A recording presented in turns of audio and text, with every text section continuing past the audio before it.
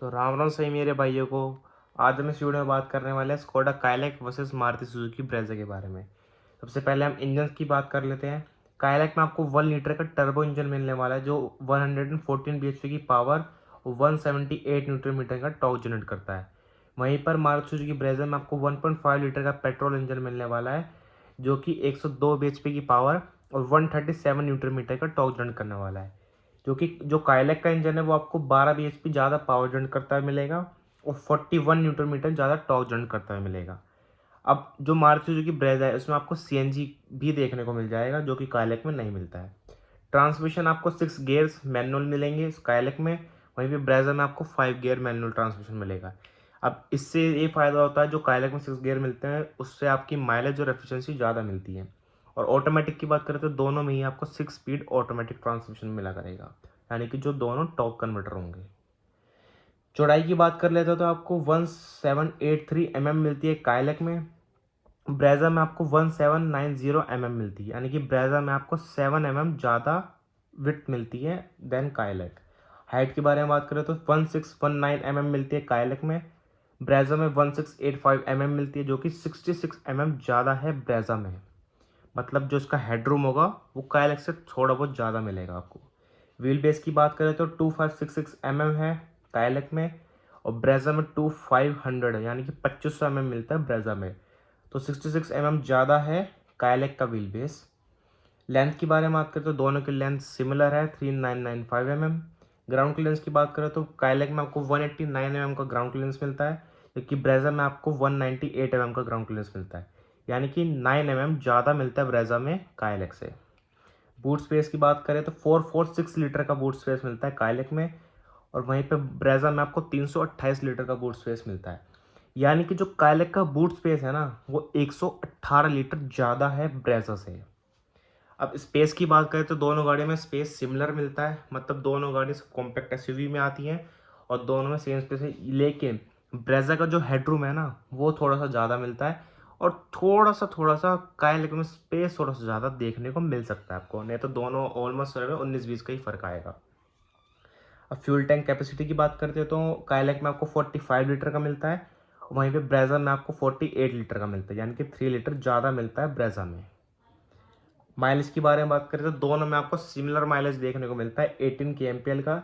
अब ये यहाँ से आप अंदाज़ा लगा सकते हैं कि काइलैक में आपको टर्बो इंजन मिलता है, उसके बावजूद भी यहाँ 18 kmpl का माइलेज मिलता है, लेकिन ब्रेज़ा नेचुरली एस्पिरेटेड इंजन के साथ 1.5 के साथ 18 kmpl का माइलेज निकाल पा रही है, और जबकि मारुति माइलेज के लिए जानी जाती है।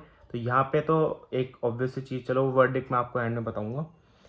टायर साइज़ के बारे में बात करें तो आपको काइलैक में 17 इंच का टायर साइज़ देखने को मिलता है, वहीं पे ब्रेज़ा में आपको 16 इंच का टायर साइज़ देखने को मिलता है।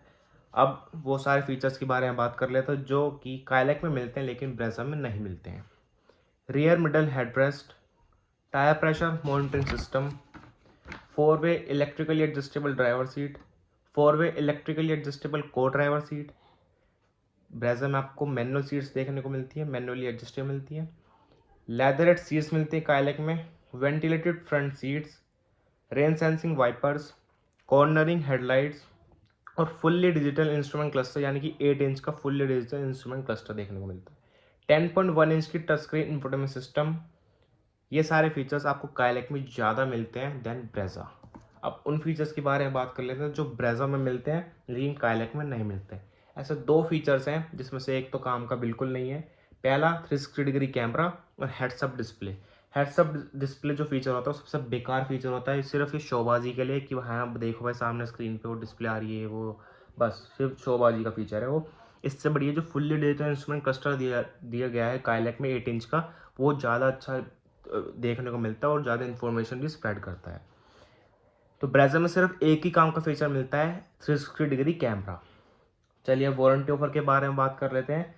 काइलैक में आपको 3 साल या फिर 1 लाख किलोमीटर तक का वारंटी ऑफर देखने को मिलता है, वहीं पे ब्रेज़ा में आपको 2 साल या फिर 40,000 किलोमीटर तक का वारंटी ऑफर देखने को मिल जाता है। अब आखिर में प्राइजेज और वर्डिक्ट के बारे में बात कर लेते हैं। तो काइलैक का जो स्टार्टिंग प्राइस है 7.89 लाख रुपये से शुरू होकर 13.35 लाख रुपये तक की मिलती है मैनुअल ट्रांसमिशन में, और ऑटोमेटिक में 10.59 लाख रुपये शुरू होकर 14.40 लाख रुपीज़ तक की मिल जाती है। वहीं पे ब्रेज़ा के बारे में बात करें तो 8.34 लाख रुपये शुरू होकर 12.58 लाख रुपीज़ तक की मिलती है मैनुअल ट्रांसमिशन में, और ऑटोमेटिक में 11.09 लाख रुपये से शुरू होकर 13.98 लाख रुपये तक की मिल जाती है। अब कायलैक का जो बेस मॉडल है वो 45,000 रुपीज़ कम है ब्रेजा के बेस मॉडल से। अब वहीं पर कायलैक का टॉप वेरिएंट 77,000 रुपीज़ ज़्यादा है ब्रेजा के टॉप वेरिएंट से। अब अगर आप दोनों गाड़ियों में से किसी का भी बेस मॉडल चाहते हैं तो उसमें कायलैक ज़्यादा वैल्यू है, क्योंकि ज़्यादा वैल्यू फॉर प्रोपोर्शन निकल के आती है, क्योंकि 45,000 रुपीज़ कम भी है, आपके पैसे भी बचा रहे हैं, उसके बाद फीचर्स भी आपको बेस मॉडल में ज़्यादा मिलते हैं। अगर आप बेस मॉडल में CNG लेना चाहते हैं तो ऑब्वियस सी बात है, सिर्फ ब्रेजा ही एक ऑप्शन बचता है, तो आपको ब्रेजा की तरफ ही जाना पड़ेगा, क्योंकि कायलैक में CNG और फिलहाल के लिए नहीं आता है। अगर आप दोनों के किसी में भी टॉप वेरिएंट देखना चाहते हैं, टॉप या सेकंड टॉप देखना चाहते हैं, तो वहाँ पर भी मैं कायलैक ही सजेस्ट करूँ, क्योंकि भले ही 77,000 रुपीज़ ज़्यादा देने पड़ रहे हैं आपको, लेकिन उसमें फीचर्स, सेफ्टी, मतलब एक तो robust build, space, boot space, सबसे बड़ी बात नया नया ब्रांड आया मार्केट में, स्कोडा का नाम मिल जाएगा, तो वहाँ पर भी ये 77,000 रुपीज़ जस्टिफाई करते हैं। सिर्फ टॉप मॉडल में एक फीचर है 360 डिग्री कैमरा, उसके लिए मतलब कायलैक को रिजेक्ट नहीं किया जा सकता मेरे मामले में, तो वो इतना कुछ है नहीं, और हेड्स अप डिस्प्ले तो खैर बेकार का फीचर है। बाकी सारे फीचर एक से एक फीचर आपको कायलैक में मिलता है 360 डिग्री कैमरा को छोड़कर, तो वो चीज़ आपको देखनी पड़ेगी।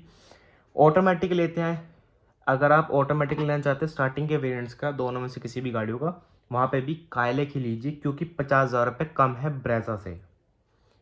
और वहीं पर टॉप ऑटोमेटिक लेना चाहते हैं तो वहाँ पर 42,000 रुपये महंगी है ब्रेजा से कायलैक। तो दोनों प्राइस, चाहे आप बेस की ऑटोमेटिक उठाइए चाहे टॉप की ऑटोमेटिक उठाइए, वहाँ पे भी कायलैक ही जस्टिफाई करती है। तो यहाँ पर मैं कहना चाहूँगा, दोनों में से आप कोई सी भी गाड़ी लेने का प्लान कर रहे हैं तो कायलैक ही लीजिए। वारंटी ऑफर, फीचर्स, प्राइस, सब चीज़ अच्छी है। आपको CNG गाड़ी देखनी है इन दोनों में से, या CNG वेरिएंट देखना है, तो सिर्फ आपके पास एक ही ऑप्शन बचता है ब्रेजा, उसी में ही सिर्फ ब्रेजा जस्टिफाई करती है। तो बस यही था इस वीडियो में, धन्यवाद।